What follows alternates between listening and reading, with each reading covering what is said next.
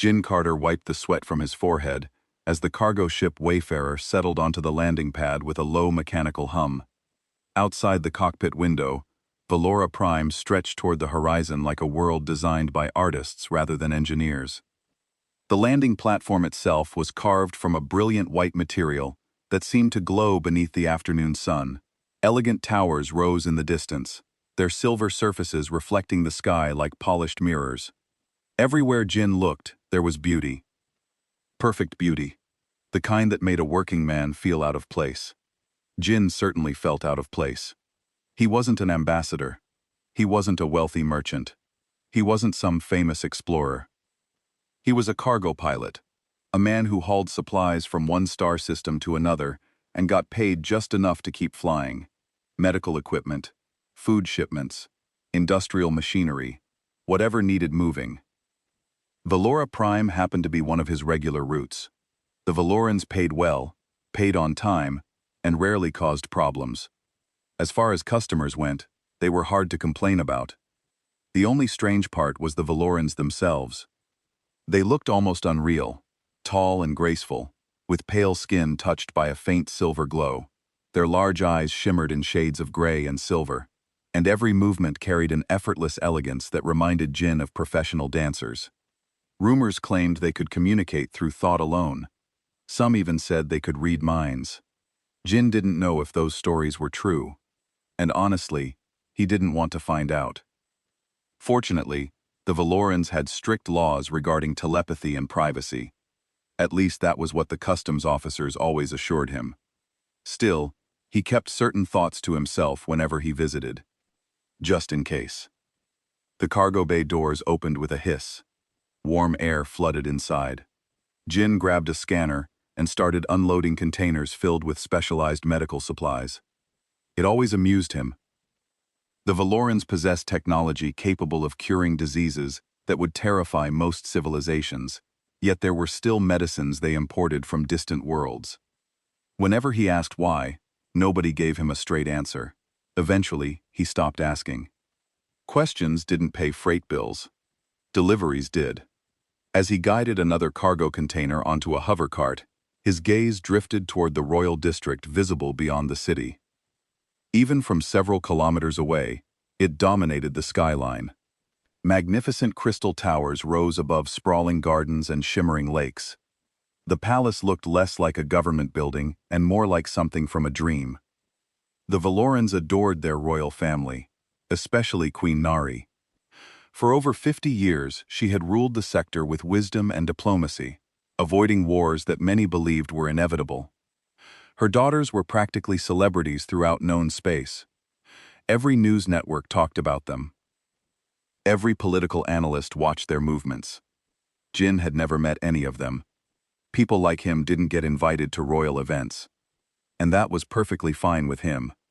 He preferred simple jobs, simple lives, simple problems. He was loading another crate onto the hover cart when the world suddenly changed. A thunderous explosion shattered the afternoon silence. The sound rolled across the city like a physical force. Jin froze. Workers across the landing zone stopped what they were doing. For one brief moment, nobody moved. Nobody breathed. Then someone pointed. Jin looked up. A massive column of black smoke was rising from the direction of the royal district. Straight above the palace, against the perfect blue sky, alarms began screaming across the city. And deep inside his stomach, Jin felt a cold certainty settle into place. Something had just gone terribly wrong. And somehow, his peaceful delivery day was over. People started screaming. Valorans ran past him, their graceful movements turning clumsy with panic. Then he saw the transport vehicle. It was clearly royal, covered in silver and blue markings, but it was damaged, smoke pouring from its side. The vehicle crashed into the plaza about 50 meters from where Jin stood. The doors burst open. Several guards in ceremonial armor stumbled out, trying to form a protective circle. In the center was a young Valoran woman in elegant robes. Even from this distance, Jin could tell she was important, probably royalty. Then the Krell came. Jin had heard about the Krell, everyone had. They were mercenaries from the Outer Rim, insect-like creatures that stood over 2 meters tall. Their exoskeletons were black and shiny, and they had 4 arms, each one holding a weapon. They were born fighters, raised for war and violence. 6 Krill warriors emerged from the smoke, moving fast toward the damaged transport. The Valoran guards tried to fight back, but they were ceremony guards, not soldiers. The Kree cut through them like paper. Plasma fire lit up the plaza. Guards fell, their silver blood pooling on the white stone. The young woman in the center was trying to run. She stumbled, fell. One of the Krill raised its weapon, aiming at her head. Jin didn't think, his body just moved. He grabbed a heavy metal pipe from his cargo and ran. His boots pounded against the stone.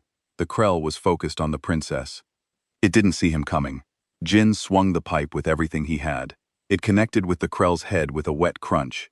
The creature staggered, surprised. Jin didn't give it time to recover. He hit it again, and again until it dropped. The other 5 crawled turned toward him. Their mandibles clicked together, making sounds that might have been laughter. They saw a single human with a pipe. They probably thought he was insane. They were right. The first Krell charged him. Jin ducked under its plasma shot and slammed the pipe into its knee joint. The exoskeleton cracked. The creature screamed. A horrible sound, like metal scraping metal. Jin ripped a plasma rifle from its hands and shot it in the face. 2 more came at him from different sides. Jin rolled, came up firing. He hit one in the chest. Its armor held, but the impact knocked it back. The other one got close, slashing with a curved blade. Jin felt fire across his shoulder. Blood soaked his shirt. He ignored the pain. Humans were good at that. Jin used the plasma rifle like a club, smashing it into the Krell's mandibles. Pieces of exoskeleton flew off. He grabbed the blade from its hand and drove it into the gap between its head and body. The kill went down gurgling. His shoulder was burning. His vision was getting blurry. But there were still 3 kill left, and the princess was defenseless behind him. The next kill shot him. The plasma blast hit his side, burning through his jacket and into his flesh. Jin screamed but didn't fall. He couldn't fall. If he fell, she died. He charged forward instead. The Krell wasn't expecting that. Nobody expects a wounded creature to attack. Jin tackled it, using his weight to bring it down. They hit the ground hard. Jin grabbed its head and twisted with all his strength. Something snapped. 2 left. They were more careful now. They circled him, weapons raised. Jin could barely stand. Blood was running down his side, pooling in his boot. Everything hurt. His body was screaming at him to lie down to rest, but the princess was still behind him. She was crying, calling for help in her musical language. Her silver eyes were wide with fear. Jin raised the blade he'd taken. His hand was shaking. "Come on then," he said through gritted teeth. The Krell rushed him together. Jin managed to cut one across the arm, but the other one shot him again, this time in the leg. He went down hard, the blade clattering away. The Krell stood over him, weapon pointed at his head. Jin tried to get up, his body wouldn't respond. This was it. He'd done what he could. Then the sky filled with light. Imperial reinforcements arrived. Real soldiers this time. They fired from above. Precision shots that took the last 2 crawled down in seconds. Jin lay on the blood-stained stone, staring up at the blue sky. He could hear boots running toward him. Someone was shouting orders. The princess appeared in his vision, her silver eyes full of tears. She was saying something, holding his hand. Jin tried to tell her it was okay. She was safe. That was all that mattered. But the words wouldn't come. The world was getting dark around the edges. The last thing he felt was her small hand gripping his. And then everything went black. Waking up hurt more than getting shot. Jin's eyes opened slowly. Everything was white. White ceiling, white walls, white sheets. For a moment, he thought he was dead. Then the pain hit him, and he knew he was very much alive. Dead people didn't hurt this much. He tried to sit up. His body immediately told him that was a terrible idea. Every muscle screamed in protest. His shoulder felt like someone had poured acid on it. His side wasn't much better. "Please remain still." The voice was soft and musical. A Valoran in medical robes appeared beside his bed. "You have been through extensive trauma. Your body needs time to heal." "Where am I?" Jin's voice came out as a croak. "The Imperial Medical Facility.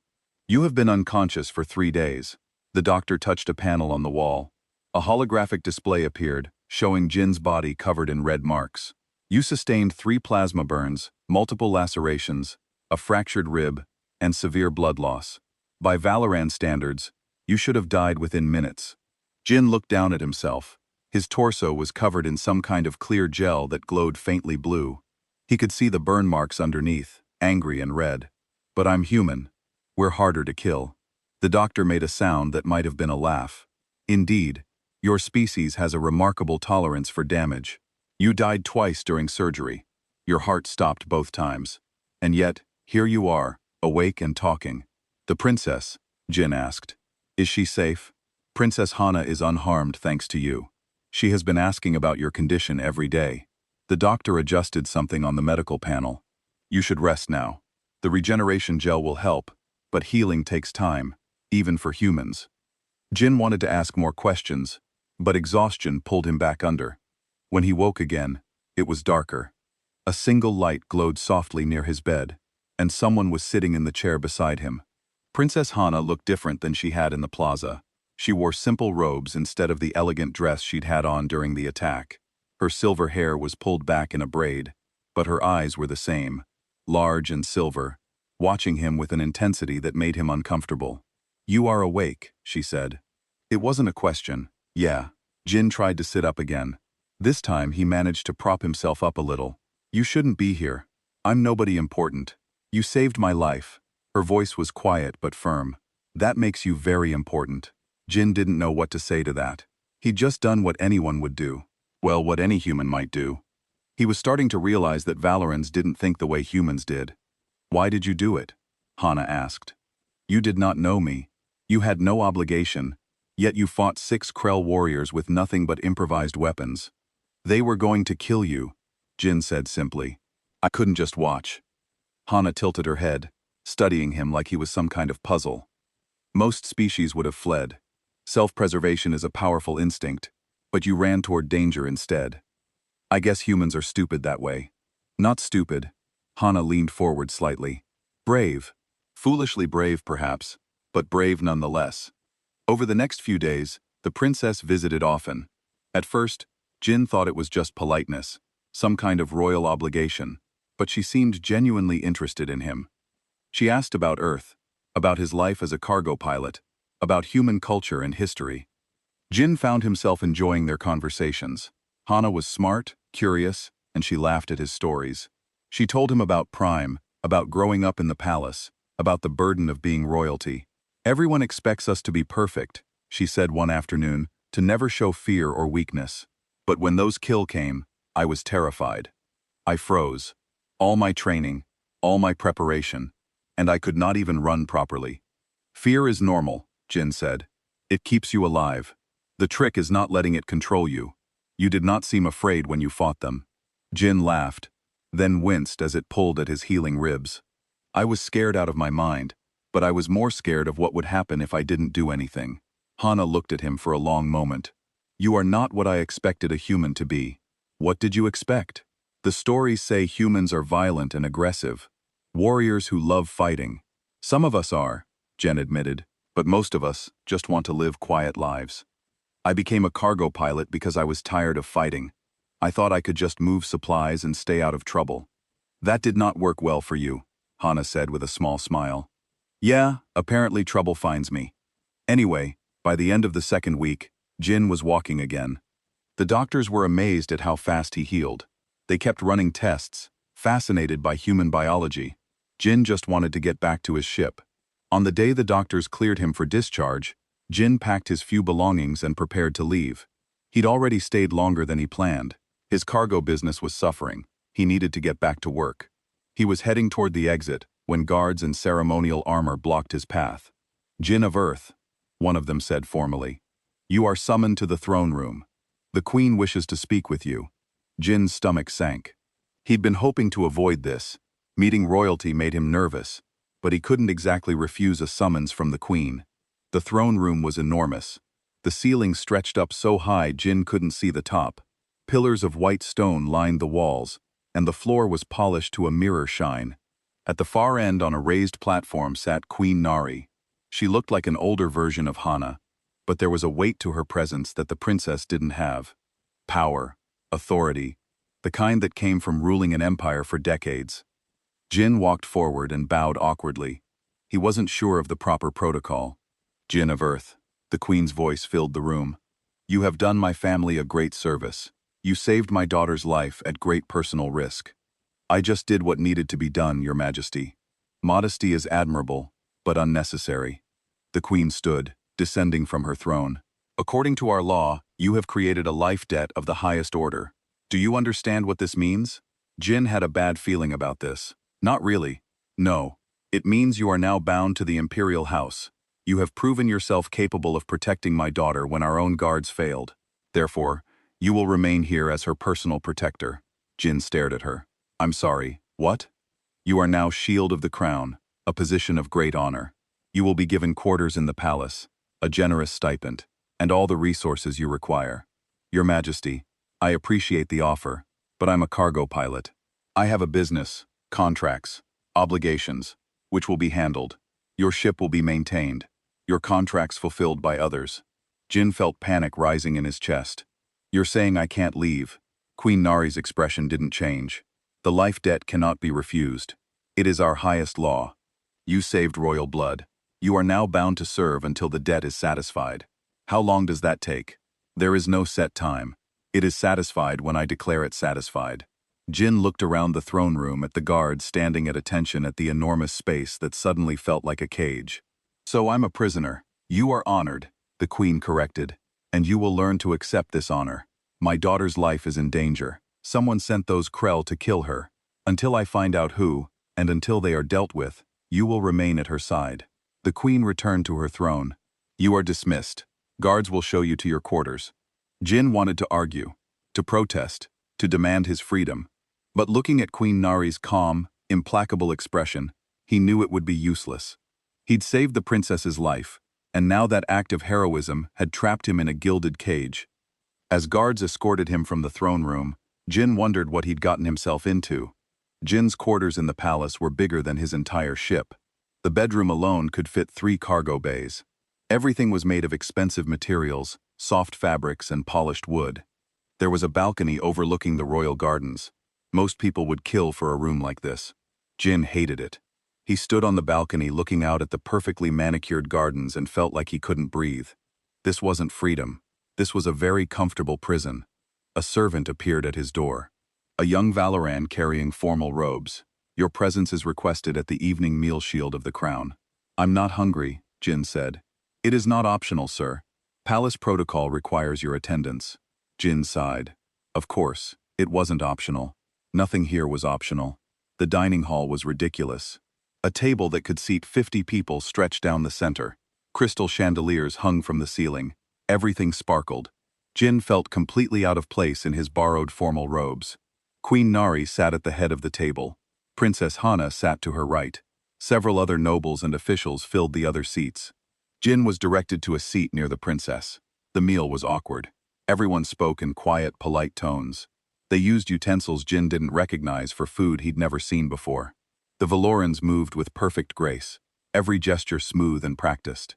Jin felt like a bull in a china shop. Hana tried to help, quietly explaining what each dish was, which utensil to use, but the other nobles watched him with barely concealed amusement. To them, he was entertainment. The crude human who saved the princess. After the meal, Jin escaped to his quarters as quickly as protocol allowed.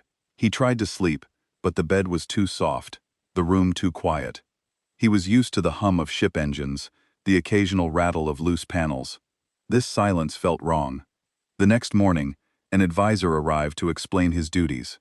Jin was to accompany Princess Hana wherever she went.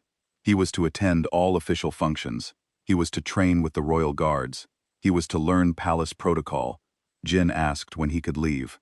The advisor smiled politely and didn't answer. The days blurred together. Jin followed the princess to boring meetings and formal ceremonies. He stood around in his ceremonial armor, feeling useless. The guards looked at him with a mix of respect and resentment. He'd done what they couldn't, and that bothered them. Hana was sympathetic at least. I know this is not the life you wanted, she said one afternoon as they walked through the gardens. No offense to you, but no, it's not. I understand. I was born into this, and even I find it suffocating sometimes. For you, it must be unbearable. Jin looked at her. Then help me leave. I cannot. My mother has made her decision, and no one questions the queen. Hana touched a flowering plant, her expression sad. But I can try to make it more bearable. She started spending more time with him, not just at official functions, but in quieter moments. She showed him the parts of the palace tourists never saw, the old library with books from a dozen worlds, the observatory where you could see 3 moons rising at once, the kitchen where the cooks let her steal pastries when she was a child. Jin found himself enjoying her company, despite the circumstances. Hana was smart and funny when she didn't have to be formal Princess Hana. She asked endless questions about Earth, about space travel, about what it was like to be free to go wherever you wanted. Is it wonderful? She asked once. Just getting in your ship and leaving whenever you want? Sometimes, Jin admitted. Sometimes it's lonely, but at least it's my choice. 3 weeks after being trapped in the palace, Jin tried to leave for the first time. He waited until late at night, then slipped out of his quarters. He knew where the servants' exits were. He made it all the way to the outer wall before guards appeared from the shadows. Shield of the Crown, one said politely, but firmly. Please return to your quarters. I'm just going for a walk. Outside the palace grounds is not permitted. Please return to your quarters. Jin considered fighting his way out, but these weren't ceremony guards. These were real soldiers, and there were a lot of them. He went back to his room, anger burning in his chest. The second attempt was during a public festival. The palace opened to visitors, and Jin thought he could slip out in the crowd. He made it to the main gates this time, before guards intercepted him. This is getting old, Jin said. We have our orders, the guard replied. You are too valuable to lose. The third time, Jin made it all the way to the spaceport. He'd stolen a servant's uniform and timed his escape during a shift change. His ship was right there, just across the landing pad. He was 50 meters away when a royal transport landed in front of him. Queen Nari herself stepped out. Enough, she said simply. They stood in the spaceport, guards surrounding them. Jin was breathing hard, hands clenched into fists. He was so close. His ship was right there. You cannot keep me here forever, Jin said. Can I not? The queen's expression was cold. You think yourself imprisoned, but you are alive because I will it. You think I do not know what you are going through. I do, but I also know what I am protecting. I saved your daughter's life. Isn't that enough? No. The queen stepped closer. Because her life is still in danger. The Krell were mercenaries. Someone paid them to kill Hana. Someone who wants my family dead. And you, stubborn human, are the only one I trust to keep her safe. Your guards failed. They are trained for ceremony and show.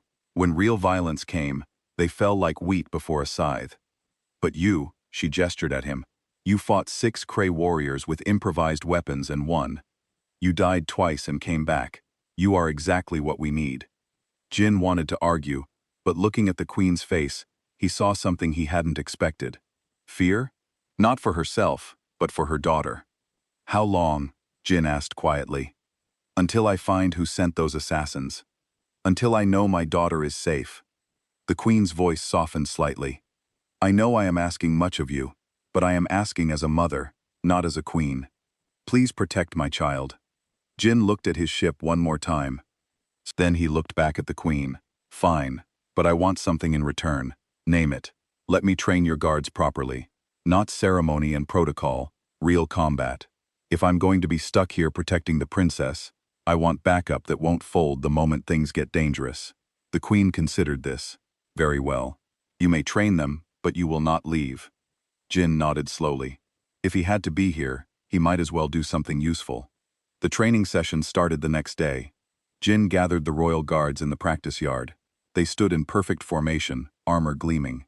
Everything you know is wrong, Jin announced. That got their attention. You fight like you're dancing. All grace and form. That's great for shows, but in a real fight, grace gets you killed. Jin grabbed a practice sword.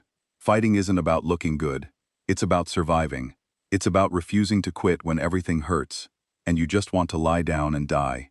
He spent hours drilling them. Forget perfect stances. Fight dirty. Use the environment. Never give up even when you're losing. The guards struggled at first. Everything Jin taught went against their training, but slowly they started to improve. They learned that survival mattered more than elegance, that a crude move that worked was better than a perfect move that left you dead. Hana often watched the training sessions from the balcony. Afterward, she would find Jin, and they would talk about fighting, about strategy, about life. "You are changing them," she said one evening. "They move differently now, more like you. I'm teaching them to survive. Is that all you know? Survival?" Jian thought about it. "I guess so. Humans are good at that. We survive things that should kill us. We adapt. We endure. It's kind of our thing. It must be exhausting," Hana said quietly. "Sometimes. But it's better than dying." One night, Jin received a message on his old communication device. He'd hidden it in his quarters, not sure if he'd ever use it again. The message was from Tae, an old friend from his military days. "Jin, I heard you're on Valora Prime. Be careful." Word spreading in the mercenary networks. Big bounty on Princess Hana. Another hit's coming soon. Jin read the message 3 times. Then he went to find the Queen. Queen Nari listened to Jin's warning in silence. They were in her private study, away from the ears and eyes of the court. When Jin finished explaining about Tai's message, she sat down her cup of tea carefully. "Your source is reliable?" she asked. "Tae saved my life 3 times when we served together. If he says there's a threat, there's a threat." The Queen stood and walked to the window. "I have suspected as much." The Krell attack was too coordinated too. Someone with knowledge of Hana's schedule hired them. "Someone inside the palace," Jin said. "Yes." The Queen's reflection in the window looked tired. "But who? I have ruled for 50 years. I have many enemies, but few who would dare attack my family directly." Jin had been thinking about this. Since being forced to stay in the palace, he'd had nothing to do but observe. And he'd noticed things that didn't make sense. "The nobles," Jin said.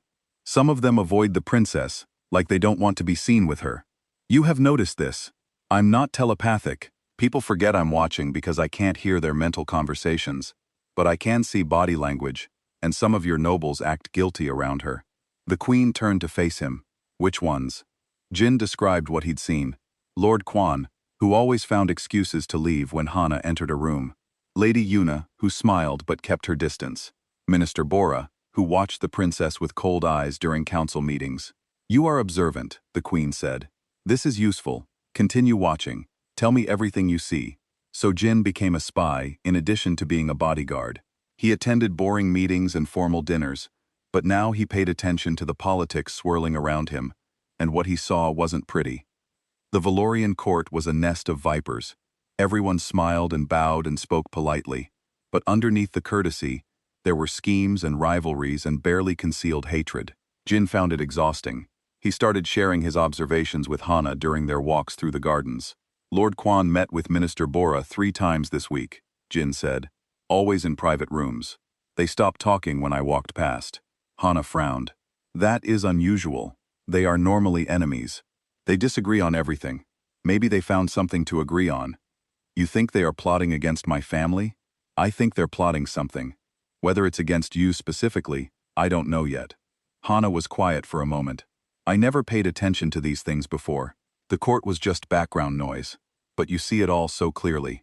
"Because I'm an outsider," Jin said. "I don't understand your telepathic social rules.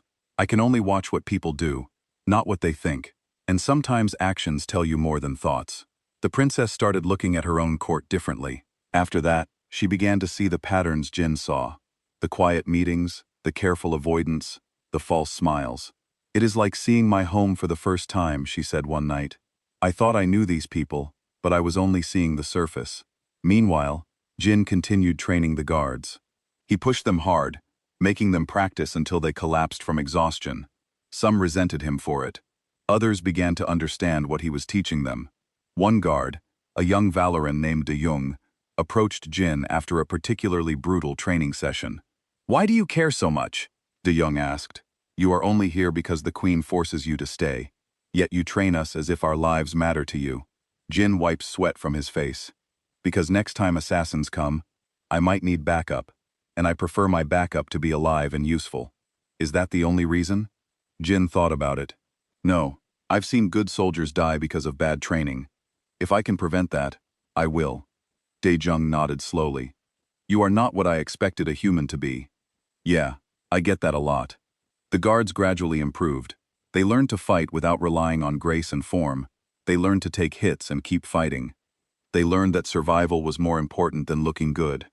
Jin also started teaching them about human combat psychology. When you fight, your opponent expects certain things. Valorans fight in predictable patterns. Break those patterns to the unexpected. He demonstrated by having Dai Jung attack him. The guard came in with a perfect thrust, textbook form. Jin ignored it, stepped inside the guard's reach and threw dirt in his face. While Dai Jung was blinded, Jin swept his legs and put a practice blade to his throat.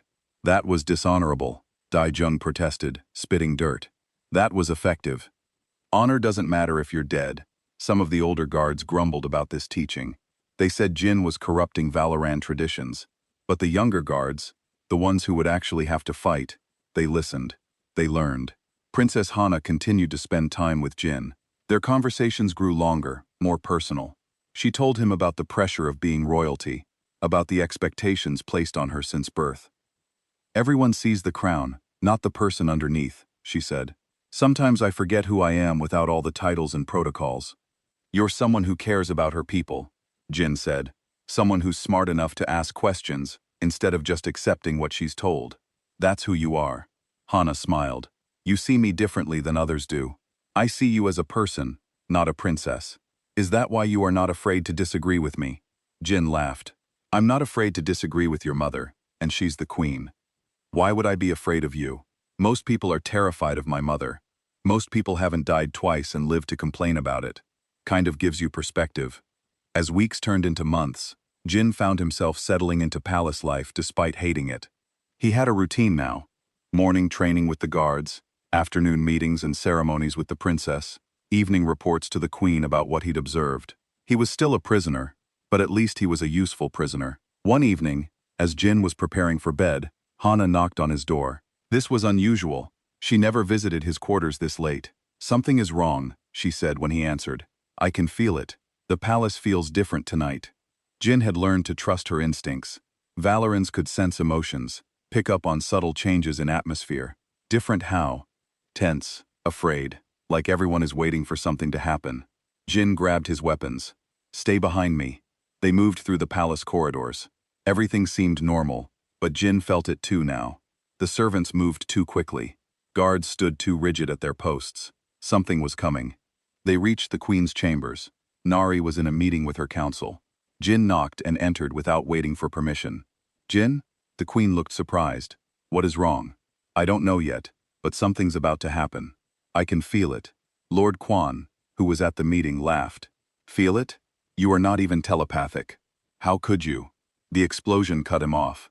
Somewhere in the palace, something detonated. The floor shook. Alarms started blaring. Jin grabbed Hana and pulled her behind him. Everyone get to the safe room now. The council members scrambled to their feet. Guards rushed in, surrounding the queen, but Jin kept his eyes on Lord Quan. The noble looked shocked but not surprised, like he knew this was coming, but hadn't expected it to be so loud. Another explosion, closer this time. Screams echoed through the hallways. Move! Jin shouted. They're inside the palace! As they ran toward the fortified throne room, Jin realized Tay's warning had come true. The second attack was here, and this time the assassins weren't Krill warriors. The Festival of Stars was supposed to be a celebration. The palace opened to the public once a year, allowing citizens to view the royal gardens and enjoy performances. Jin had argued against it, but Queen Nari refused to cancel. Showing fear would give the conspirators power. Now Jin realized it had been a trap. The royal family and their council ran through smoke-filled corridors toward the throne room. It was the most fortified location in the palace, designed to withstand sieges. Guards ran alongside them, weapons drawn. They almost made it. The first guard died without a sound. One moment he was running beside Jin. The next he collapsed, a blade embedded in his chest. But Jin hadn't seen anyone throw it. Shadewalkers. Queen Nari's voice was sharp with fear. Jin cursed. He'd heard of Shadewalkers, genetically engineered assassins who could phase through matter, turning invisible and intangible at will. They were illegal across most of civilized space, and they cost a fortune to hire. Another guard fell, then another. The Shadewalkers were picking them off one by one. Jin couldn't see them, couldn't fight them. He could only keep moving, keeping himself between the assassins and Hana. They reached the throne room. Heavy doors slammed shut behind them. Guards took positions around the room, weapons ready.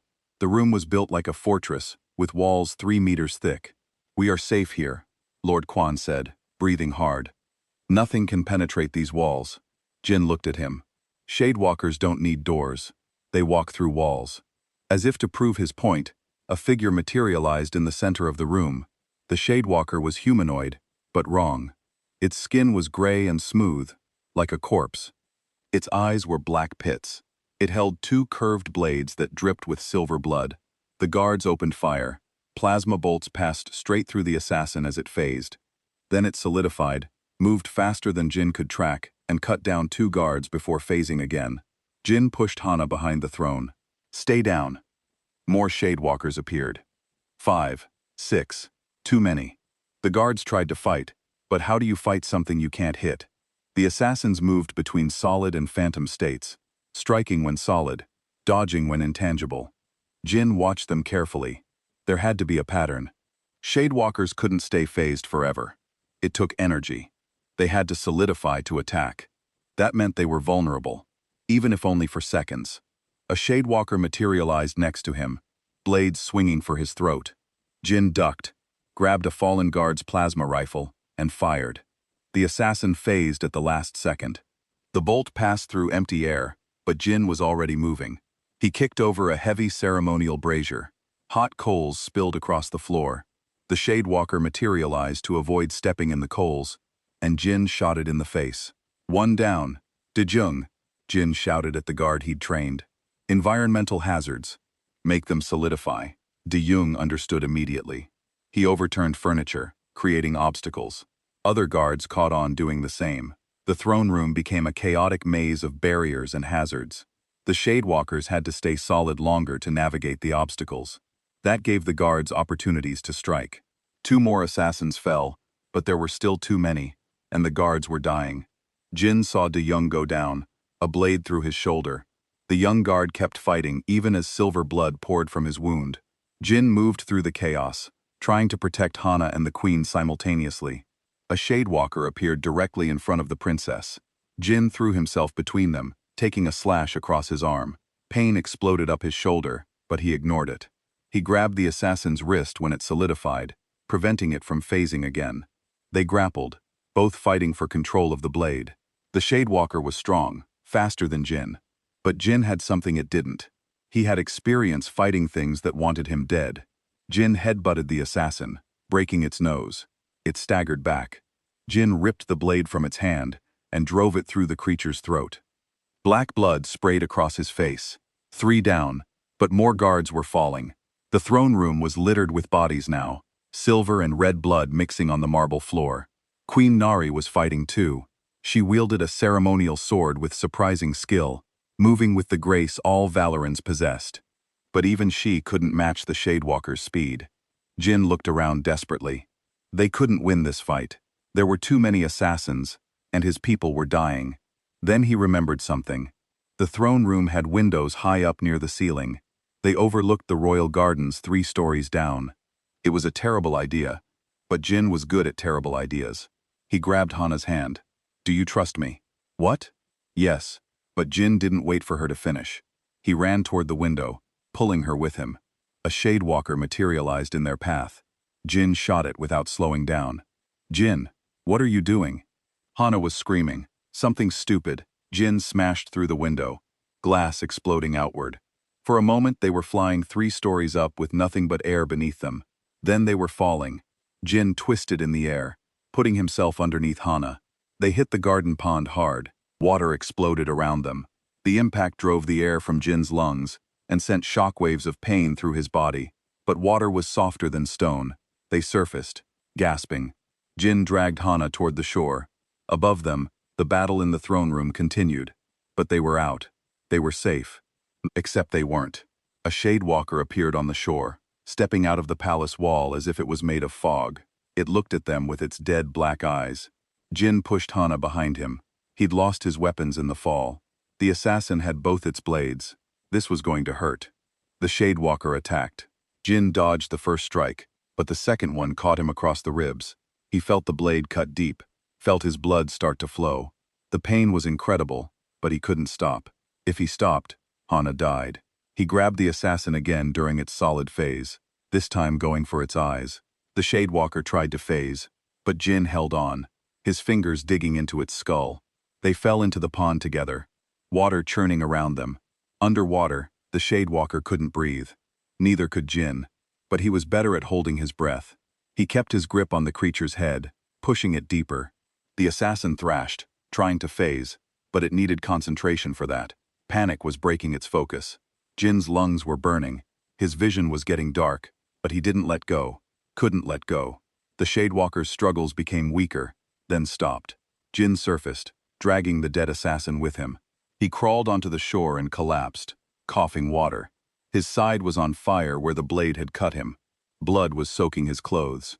Hana knelt beside him, her face pale with fear. "Jin, you are bleeding. We need to get you help." "In a minute," Jin gasped. "Just need to catch my breath."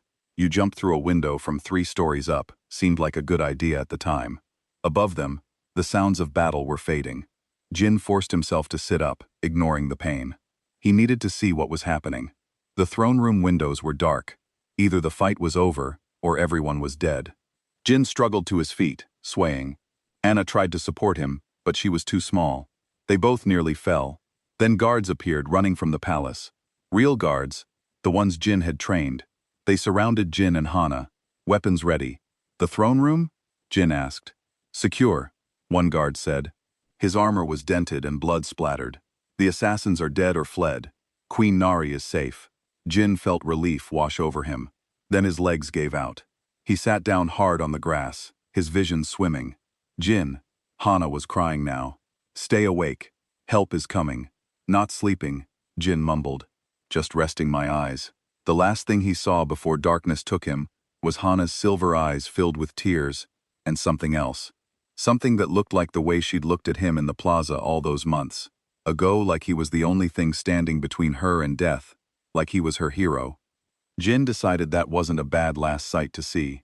Then everything went black, and the world disappeared into comfortable darkness once again. Jin woke to pain and soft humming. Someone was sitting beside his bed, singing quietly in Valoran. The melody was sad and beautiful. He opened his eyes. Hana sat in the chair, still wearing her torn and water-stained robes from the attack. She had bruises on her arms and a cut across her cheek, but she was alive. "You stayed," Jin said, his voice rough. Hana looked up and tears immediately filled her eyes. "You idiot! You jumped through a window. You could have died, but I didn't. You almost did again." She leaned forward, angry and relieved at the same time. "Why do you keep doing this? Throwing yourself into danger for me?" Jin thought about it. "Because someone has to. That is not an answer. It's the only one I have." The doctors came in then, examining Jin's wounds. The blade had cut deep, but missed vital organs. The fall had cracked 3 ribs and given him a concussion. The plasma burns from the first attack had reopened during the fight. "You are remarkably durable," the doctor said. "Not for the first time. Any normal being would be dead twice over. Humans are stubborn about dying," Jin said. Over the next few days, as Jin healed again, the full scope of the conspiracy became clear. The captured Shadewalkers had been interrogated. Under pressure, they'd revealed who hired them. It wasn't one person. It was a coalition. Lord Quan, Minister Bora, Lady Yuna, and 6 other noble houses. All of them united against Queen Nari's rule.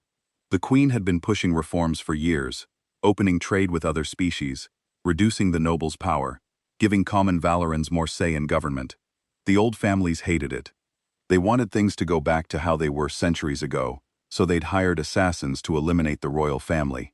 With Nari and her daughters dead, they could seize power and undo all her changes.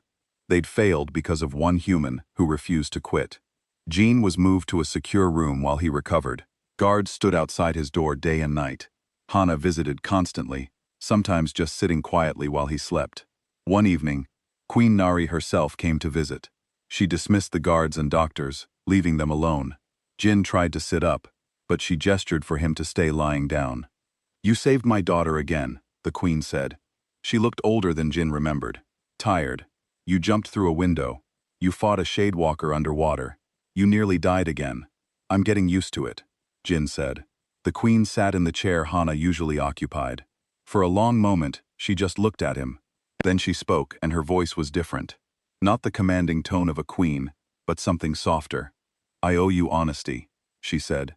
When I first bound you to the imperial house, I told you it was because of tradition, the life debt. That was not entirely true. Jin had suspected as much. Well, I kept you here because I was afraid, the queen continued.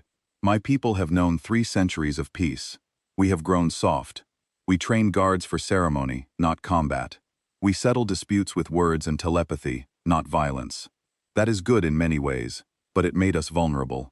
She stood and walked to the window. When the Krell attacked Hana, our guards fell immediately. They were not prepared for real violence, but you were. You with your cargo loader's pipe and your human refusal to give up. You did what an entire squad of trained soldiers could not. So you made me a prisoner. Yes, because I knew another attack would come. The first attempt was too calculated, too well-ended. Someone powerful wanted my family dead, and I knew that only someone like you, someone who carries violence and survival in their blood, could protect what I could not. Queen Nari turned back to face him. I did not keep you here because of tradition. I kept you here because I was terrified of losing my daughter, and I knew you were too stubborn to let her die. Jin didn't know what to say. He'd been angry at the queen for months, seeing her as a tyrant who'd stolen his freedom. But now he saw a mother, desperate to protect her child. You could have just asked, Jin said quietly. Would you have stayed? Jin thought about it honestly. Probably not at first. Exactly. So I used the law to bind you. It was not fair. It was not right, but it was necessary. The queen's expression softened slightly, though I think perhaps you do not hate it here as much as you claim. What makes you say that? Because you could have left several times. You are clever enough to evade my guards if you truly wanted to. But you stayed. You trained our soldiers. You protected my daughter. You did all of this while claiming to hate every moment. Jin realized she was right. Somewhere along the way, he'd stopped trying so hard to escape. He'd found purpose here. Friends even. And Hana. The conspirators will stand trial, the queen said, changing the subject. The noble houses involved will lose their titles and lands. It will cause upheaval, but necessary upheaval. Will there be more attempts? Perhaps. But now we are prepared. Thanks to you, our guards actually know how to fight. They learned from a human what it means to survive. She moved toward the door, then paused. Your life dead is satisfied, Jay of Earth. You have saved my daughter twice. You have uncovered a conspiracy. You have transformed our military. You are free to leave whenever you wish, with my gratitude and generous compensation. The words Jin had wanted to hear for months. Freedom. He could leave. Go back to his ship, his cargo routes, his old life. So why did the thought make his chest feel tight? Thank you, Jin said. Queen Nari nodded and left. Jin lay in bed staring at the ceiling. Free. He was finally free. Hana came to visit that evening. She was quiet, not her usual curious self. They sat in silence for a while. Mother told me, Hana finally said, that you can leave now. Yeah. When will you go? I don't know. I need to heal first. Make sure my ship still works after sitting idle for months. Hana nodded, not looking at him. Of course, that makes sense. The more silence. I will miss our conversations, Hana said softly. You see the world so differently than we do. It has been refreshing. I'll miss them too, Jin admitted. Will you? Hana looked at him then. Or are you just being polite? I'm never just polite. Ask anyone. That got a small smile from her. True. You are many things, but rarely polite. They talked for a while longer, carefully avoiding the topic of Jin leaving. Eventually, Hana had to go to a council meeting. She stood at the door for a moment. Jin, whatever you decide, thank you for everything. You gave me my life back twice. After she left, Jin lay alone with his thoughts. Freedom meant going back to empty cargo runs, sleeping alone on his ship, no one to talk to for weeks at a time. It meant never seeing Hana again, never hearing her laugh at his terrible jokes, never watching her eyes light up when she learned something new. Freedom suddenly seemed very lonely.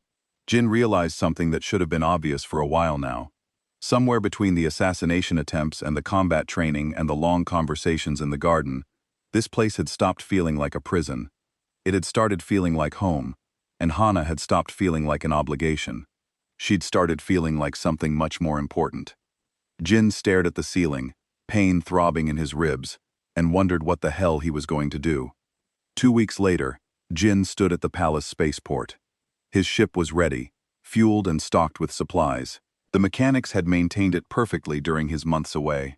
It looked exactly as he'd left it. He should have been happy. This was what he'd wanted for months. Freedom, his old life back. No more ceremonies, no more protocol, no more guards watching his every move. Instead, he felt hollow. Jin walked around his ship one more time, checking systems he'd already checked twice. He was stalling.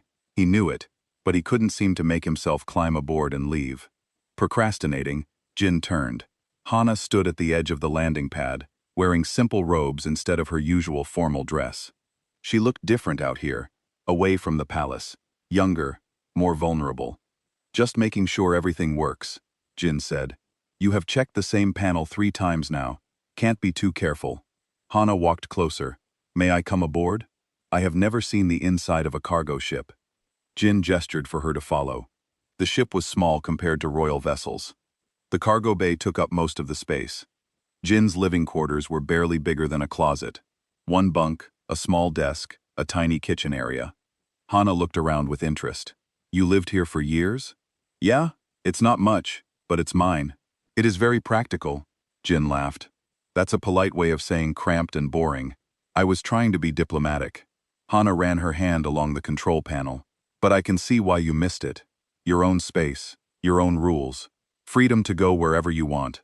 That was the idea." They stood in the small cockpit. Through the window, they could see the palace in the distance, its towers gleaming in the sunlight. "Jin," Hana said quietly, "why are you still here? My ship needed maintenance. The Queen insisted on paying for." "That is not what I mean." Hana turned to face him. "You have been cleared for departure for 3 days. The ship has been ready for 3 days. Yet every morning you find another reason to delay." Jin didn't have a good answer. Or rather he did, but he wasn't sure how to say it. Hana stepped closer. "I have a question to ask you, but I need you to answer honestly. Not politely, not diplomatically, just honest." "I'm always honest and good." She took a breath. "What if I asked you to stay? Not because of law or tradition or debt, but because I want you to. Because over these months, you have become important to me. Because the thought of you leaving makes me feel like I'm losing something precious." Jin stared at her. His heart was pounding in a way that had nothing to do with danger or fighting. "Why would you want me to stay?" he asked. "I'm just a cargo pilot. You're a princess. Your life is here with your people and your duties. What could I possibly offer you? You offer honesty in a court full of lies." Hana said, "You see me as a person, not a title. You make me laugh. You challenge me to think differently. You jumped through a window to save my life." Her voice cracked slightly. "You are brave and stubborn, and completely infuriating, and I have never felt more alive than when I am with you." Jin couldn't breathe. "Hana, I know it is foolish. We are from different worlds, different species. There are 1,000 reasons why this makes no sense. But when have you ever cared about what makes sense? You fight krill warriors with pipes. You jump through windows. You do impossible things because you refuse to accept limits." She took his hand. "So I'm asking, stay. Not as my guard or protector or prisoner. Stay because you want to. Because this is where you belong." Jin looked down at their hands. Her skin was cool and smooth against his scarred knuckles. He thought about his ship, waiting to take him back to his old life. Lonely cargo runs, empty conversations with traders he barely knew, no one waiting for him when he landed. Then he thought about the palace, the guards he'd trained who looked at him with respect. Now, the morning sparring sessions, the evening walks in the garden with Hana, talking about everything and nothing. The feeling of having a purpose beyond just surviving. "I'm not good at this," Jin said. "Feelings and relationships and all that. I'm good at fighting, at fixing ships, at being stubborn. I know I'll probably mess this up, say the wrong thing, forget some important protocol. I know that too. And I can't give up being who I am. I'll always be a little rough around the edges. I'll never fit perfectly into palace life." Hana smiled. "I do not want you to fit perfectly. I want you to be exactly who you are. The human who is too stubborn to quit. Who sees things no one else sees. Who makes me want to be braver." Jin realized he was smiling too. You're already brave. You just needed someone to remind you. So, will you stay? Jin thought about it for exactly 2 seconds. Then he laughed, shaking his head. I guess one more cargo run can wait. Maybe a few more. Hana's face lit up like he'd given her the greatest gift in the universe. Truly. Yeah, but I have conditions. Name them. I keep my ship. I'm not giving up flying completely. Agreed. I train the guards my way. No interference from stuffy military advisors. Done. And no more formal dinners unless absolutely necessary. That food is weird. Hana laughed. I will see what I can do. Jin pulled her closer. And one more thing. Whatever this is between us, we figure it out together. No secrets, no politics, no hidden agendas. Just us being honest with each other. I would not want it any other way. They stood there in the cockpit of his ship. The princess and the cargo pilot. Two people who should never have met, but somehow fit together perfectly. So what now? Jin asked. Now we go back to the palace together? Hana took his hand. Mother is waiting. She predicted you would stay. She did. She said humans are stubborn, especially when they find something worth protecting. And that you had found exactly that. Jin laughed. She knows me too well. They walked back toward the palace together. Above them, the 3 moons of Valora Prime were rising, painting the sky in shades of silver and blue. Guards saluted as they passed. Servants bowed, but Jin barely noticed. He was too busy listening to Hana talk about plans for improving the guard training, her ideas for reforms, her dreams for the future. Their future, he realized somewhere along the way. Her future had become his future too. In the palace tower, Queen Nari watched them approach through her window. A small smile crossed her face. She had known the human would stay. Humans were predictable in their unpredictability. They claimed to want freedom, but what they really wanted was purpose, connection, something worth fighting for. Jin had found all 3 here. The queen turned from the window, satisfied. Her daughter was safe, the conspiracy was crushed, and standing guard over it all was one stubborn human who refused to quit. It was more than she could have hoped for. Jin and Hana entered the palace through the garden entrance. The sun was setting, casting long shadows across the perfectly manicured lawns. Do you regret it? Hana asked. Giving up your freedom? Jin thought about it. I'm not giving it up. I'm choosing something different, something better. What is better than freedom? Having a reason to stay in one place. Having people who matter. Having someone to protect? He looked at her. Having you. Hana stopped walking and turned to face him fully. Jin of Earth, you are terrible at romance. I warned you. But you are very good at honesty. She smiled. And I think I prefer honesty to romance anyway. They continued into the palace, talking and laughing. Behind them, Jin's ship sat on the landing pad, waiting. It would always be there, ready for the day he wanted to fly again. But for now, he had everything he needed right here. He had found his home, not in a place, but in a purpose, in a person. And for a human who had spent years drifting through space, never settling anywhere, that was worth more than all the freedom in the galaxy. Jin had defended the princess with his life, and her mother wouldn't let him leave. But in the end, it wasn't the queen who made him stay. It was his own stubborn human heart, finally finding something worth holding on to, and he wasn't letting go.